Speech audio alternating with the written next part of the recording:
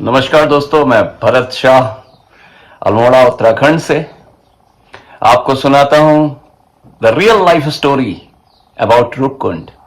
Roopkund 5050 metre की height पे एक खूबसूरत लेक है जहां पे ह्यूमन स्केलेटन्स हैं।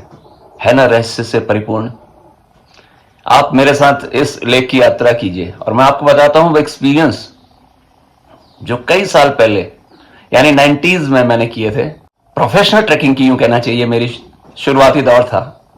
तब विदेशी लोग अल्मोड़ा में बहुत आया करते थे और इस रहस्यमयी झील के बारे में कुछ पेपर्स में लिखा होता था, कुछ किताबों में लिखा होता था, क्योंकि एक ब्रिटिश फॉरेस्ट डिपार्टमेंट से रिलेटेड एक व्यक्ति था जिसने इस लेक को खोजा था, ढूंढ की थी और बाद में पता लगाया था कि रूपकुंड इतना खूबसूरत क्यों है।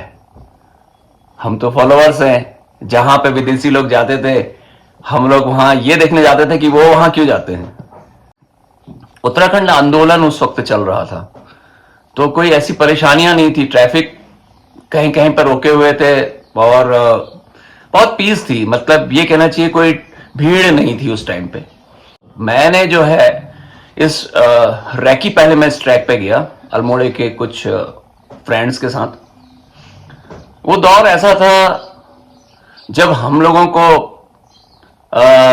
देवाल से पैदल जाना होता था, यानी कि एक ट्रैक रूट तो था ही जो चमोली डिस्ट्रिक्ट में, जहां पे कुमाऊं और गढ़वाल का बॉर्डर मिलता है, वहां पे एक जगह है ग्वालदम। तो हम लोग अल्मोड़ा से ग्वालदम पहुंचे, ग्वालदम से नंद केसरी होते हुए देवाल गए। वैसे ग्वालदम से नंद केसरी का ट्रैक भी मैंने किया है, जहां पे हमारी राज जात, नंदा राज जात, जहां पे गढ़वाल की जात से उसका मिलन होता है, वो वही पॉइंट है और वही पैदल मार्ग भी है।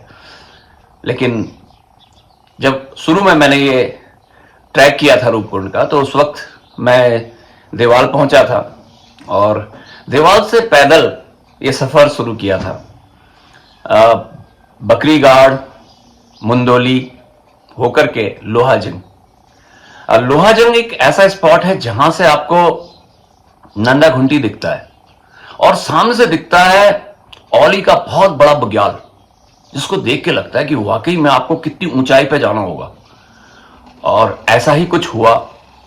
जब हम लोग लोहाजंग पहुंचे तो रात बिताई हमने वहां पे। अब सेल्फ सपोर्टिंग ग्रुप होता है। दरअसल ट्रैकिंग में ये होता है कि जब हम लोग लोकल लोग कहीं जाते हैं तो हमें अपने ही सपोर्ट से करना पड़ता है, क्योंकि यूं तो हम पहाड़ी हुए और पहाड़ी लोगों की एक बचपन से ही चलने की आदत होती है। तो ये सोच करके हम लोगों ने भी वह सफर किया यहां से। और उसमें थे मेरे साथ डॉक्टर शेखर जोशी, जो head of department fine arts Almora, और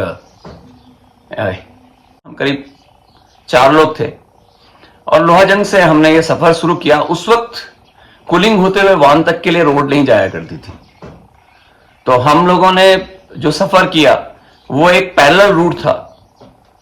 नीचे सड़क जो अभी बन गई है उसके नीचे एक रूट था जहां पे साइड से नदी जा रही थी।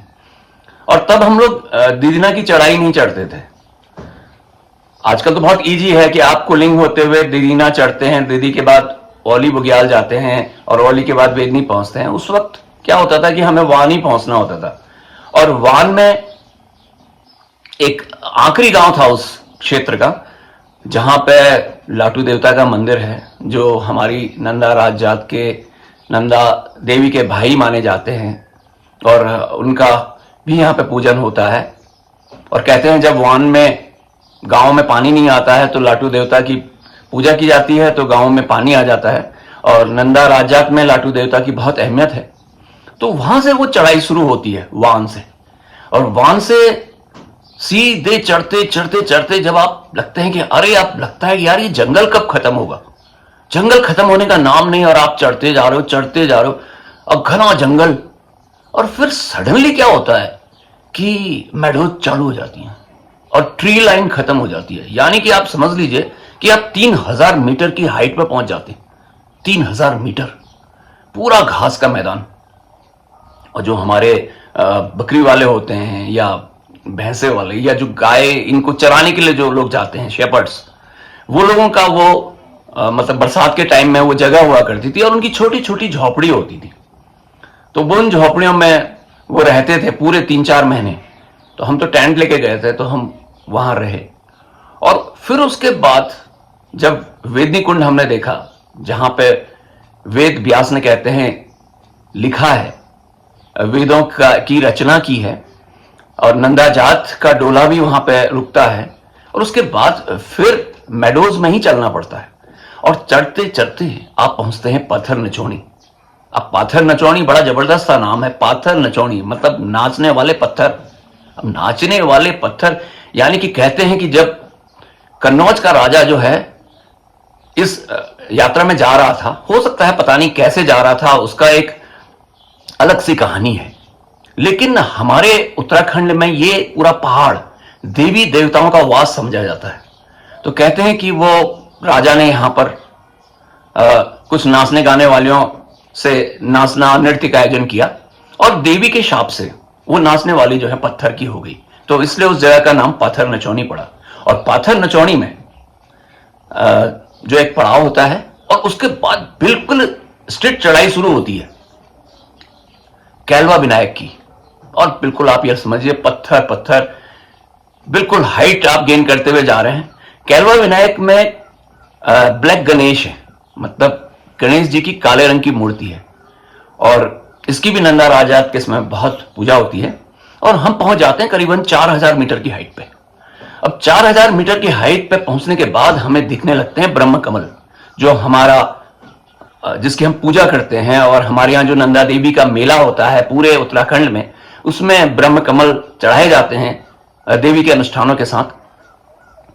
उससे फिर हम लोग जब आगे जाते हैं तो भगवावासा एक जगह मिलती है। भगवावासा में किसी व्यक्ति ने कभी वहां स्टोन हट बनाए थे, जो बाद में मेंटेन नहीं हो पाए, क्योंकि उस इलाके में सबसे इंपॉर्टेंट चीज क्या होती है कि वहां पे पेड़ वेड़ तो होते नहीं है, तो जो भी मिला आदमी को वही यूज करता है, और ठंड बहुत होती है, तो इसकी वजह से वहां पे जो भी मिला उन लोगों ने यूज किया। अब तो वो बिल्कुल लगभग टूट ही गए हैं। और फिर वहां पे हम लोग रुकने के बाद फिर नेक्स्ट हमने जो क्लाइम किया वो था रूपकुंड का। और रूपकुंड वाले रास्ते में तो बिल्कुल ट्रेल है ही नहीं। आपको लगता है कि सीधे पहाड़ पे एक छोटी सी पगडंडी को आइडेंटिफाई करते हुए चलना पड़ता है, जीग जैग होते हुए, और फिर हाइट गेन होती जाती है होती जाती है, और आप पहुंच जाते हैं देवताओं के रूपकुंड में। और रूपकुंड है तो बहुत छोटा, लेकिन उसकी इंपॉर्टेंस क्या है कि वहां पे कई 100 साल पुराने ह्यूमन स्केलेटन्स हैं। और ह्यूमन स्केलेटन्स जो हैं वो बड़ी साइज के भी हैं और छोटे भी हैं। तो कहते हैं कि पुराने जमाने में लोग वहां से जा रहे थे और देवी के शाप के कारण जो है उनकी डेथ हो गई। लेकिन जो साइंस कहता है, तो साइंस के आधार पर यह कहा जाता है कि कार्बन डेटिंग के द्वारा जो पता लगाया गया कि करीबन 600-700 साल पुराने हैं। और जो उनकी डेथ हुई थी वो इसलिए हुई थी क्योंकि उनके सिर पे हेड इंजरी हुई थी। हेड इंजरी मतलब उनके सिर पे क्रैक्स थे।